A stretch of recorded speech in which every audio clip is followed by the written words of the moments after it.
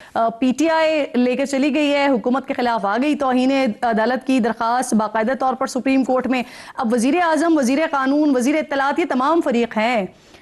इख्तियार साहब, वजीर आजम के लिए मुश्किलात हो सकती हैं सर, क्योंकि जो माजी की मिसालें हमारे सामने वो तो अच्छी नहीं मिलती हैं। बिस्मिल्लाहिर्रहमानिर्रहीम। बहुत शुक्रिया किरण।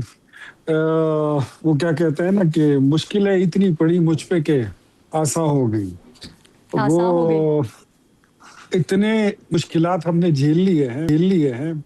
एक टूटते लरसते पाकिस्तान को टूटने से बचाना, डिफॉल्ट होते पाकिस्तान को डिफॉल्ट से बचाना, 126 दिन के धरने देखना, 26 नवंबर जैसे हालात देखना, इस सारी चीजों से निकल कर जो आ जाते हैं ना, उनके लिए मुश्किल फिर मुश्किल नहीं रहती। ये बड़ी नॉर्मल रूटीन की चीजें होती है। हाँ, होता है जरूर।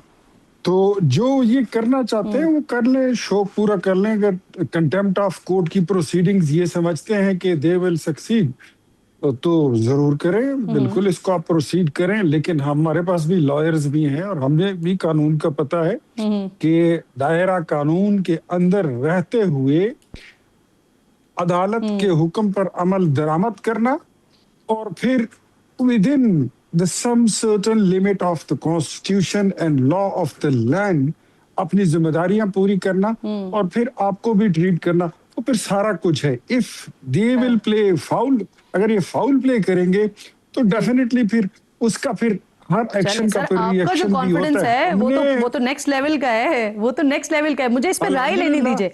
हसन मुर्तज़ा साहब, ये फरमाइए सर, वैसे आपको लगता है जी? हाँ, अच्छा सर, मुझे फरमाइए, आपको लग रहा है कि ये तौहीन अदालत की कार्रवाई हुकूमत के खिलाफ हो सकती है? वैसे यकीनन हमारे खिलाफ तो हुई। जी जी, यूसुफ रज़ा गिलानी साहब की मिसाल मौजूद है। लेकिन यहाँ पे जरा डोमिसाइल डिफरेंट है। वो सिंध हुकूमत थी तो अब पंजाब का डोमिसाइल है। अब तो जरा अच्छा, इंटरेस्टिंगली पीटीआई ने खुद भी यूसुफ रज़ा गिलानी साहब की मिसाल दी ना उन्होंने, जब मियां साहब लेके गए थे अदालत मामला। तो हम तो हो तो सकती है, उससे तो कोई नहीं रोक सकता। और अब इख्तियार साहब का जो कॉन्फिडेंस देखा है, लगता नहीं है कि होगी। हाँ। मुझे तो लगता है ऐसे है कि तौबा तौबा मेरा कहीं तो इन्हें अदालत ना हो जाए। ये तो अदालत की छुट्टी करवाने जितना कॉन्फिडेंस रखते हैं। तो देखें किसकी फतह होती है। हसन साहब की राय है मेरे प्रकार। ये मेरी भी राय नहीं है, मैं बस बात करती है। ये आपकी फीलिंग है, आपके हो सकते हैं, आपकी विश हो सकती है, हमारा कोई प्लान नहीं है। बिल्कुल ठीक। अच्छा, अब जरा उमैर नियाज़ी साहब आपकी तरफ आ जाते हैं। सर, आप लोग लेके गए दरखास्त, वजीर आजम के खिलाफ दरखास्त दायर कर दी है, वजीर कानून के खिलाफ कर दी है, वजीर इत्तलात के खिलाफ कर दी है, सरकारी अफसरान तक को फरीक बना दिया। लेकिन एक अहम शख्सियत जो वजारत दाखिला को संभालते हैं वो नहीं है, लेकिन उनके जो सबऑर्डिनेट हैं, तलाल चौधरी साहब हैं, दीगर हैं, वो तमाम लोग, लेकिन तलाल चौधरी साहब भी नहीं है इनफैक्ट। तो आप लोगों ने क्यों वजारत दाखिला के मातहत ये सारी चीजें होती हैं, उनको नहीं रखा गया, लेकिन बाकी तमाम लोग फरीक बना दिए गए कि सब ने तौहीन अदालत की है? बिस्मिल्लाहिर्रहमानिर्रहीम। बिल्कुल, देखें, जिसका जितना रोल होगा उसी हिसाब से ही उसको एट्रीब्यूशन जाएगी ना। जहां तक इमरान खान के, देखें ऑर्डर क्या था, ऑर्डर सुप्रीम कोर्ट का बड़ा वाज़ेह था कि इमरान खान साहब को शिफ्ट करना है। कोई ये रूटीन चेकअप के लिए ऑर्डर नहीं हुआ था कि आपने इमरान खान का चेकअप कराना है। शिफ्ट किस कराना है, एक मखसूस अस्पताल का नाम लेना था। इंटीरियर मिनिस्ट्री, जहां तक आप कह रहे हैं रोल, क्या रोल आता है कि जी आपको वहां से क्या इमरान खान अडयाला जेल से बाहर लाए गए कि नहीं लाए गए, वो सबने देखा, लाए गए। जितना उनका रोल था वो हो गया। बैरिस्टर साहब, कता कलामी की माजरत, क्योंकि आप बैरिस्टर भी हैं, जो आप जिस ऑर्डर की बात कर रहे हैं, तो वो ऑर्डर वजीर आजम के लिए भी नहीं हुआ था, वो ऑर्डर वजीर इत्तलात के लिए भी नहीं हुआ था, वजीर कानून के लिए भी नहीं हुआ था। तो देखिए उस ऑर्डर में लेकिन शामिल किया गया है ना। नहीं, उसमें फेडरल गवर्नमेंट का लफ्ज यूज है। अदालत ने गवर्नमेंट को डायरेक्शन दी है, उसमें फंक्शनरीज का लफ्ज भी, इवन एजेंसीज का लफ्ज भी इस्तेमाल हुआ है। पैरा 8 से देख लेना, बड़ा कैटेगोरिकल ऑर्डर है ये, तो उसमें से निकल ही नहीं सकते। जैसा हसन मुर्तजा साहब ने कहा, इस दफा डोमिसाइल भी फर्क नहीं डालेगा। देखिए ये बहुत ग्रेव वायलेशन हुई है और ये वायलेशन बता के की गई है। आप उससे पहले देखें ना कि उन्होंने एक इंटेंशन शो की, जो वजीर कानून साहब ने जिस वक्त की है प्रेस कॉन्फ्रेंस अपनी, उससे पहले के नून लीग के बयानात उठा के देख लें कि किस तरह से वो फैसले को खुश आइन कह रहे हैं, और आज कहा जा रहा है कि कॉन्स्टिट्यूशन की लिमिट से बाहर है। एग्जैक्टली, इसीलिए तो मैंने फिर ये सवाल भी उठाया ना। उन्होंने तो 2 रोज पहले ही कह दिया था कि सरकारी अस्पताल जाएंगे और जो है वो वापस अडियाला जाएंगे। ये तलाल चौधरी साहब का स्टेटमेंट था।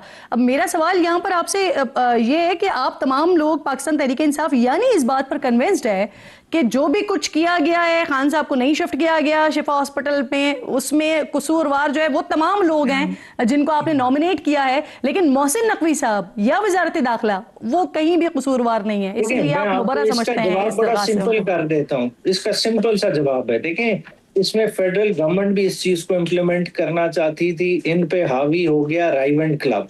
राइवेंड ने इन्हें ये फैसला इम्प्लीमेंट नहीं करने दिया, और जो भी चेंज आई है उस तरफ से आई है। जो भी इस वक्त कॉन्स्टिट्यूशन की वायलेशन, सुप्रीम कोर्ट की वायलेशन कराई गई है, वो राइवेंड के बिहाफ पे कराई गई है। और जो जो उस चेन में रिस्पॉन्सिबल है, वो आपको उस दिन के बयानात से, ट्वीट से वो सारे पता चल जाते हैं, वो किरदार सबके सामने है। और अब तो काम सुप्रीम कोर्ट का है, आप और मैं तो इधर फैसला नहीं कर सकते। कंटेम्प्ट फाइल हो गई है।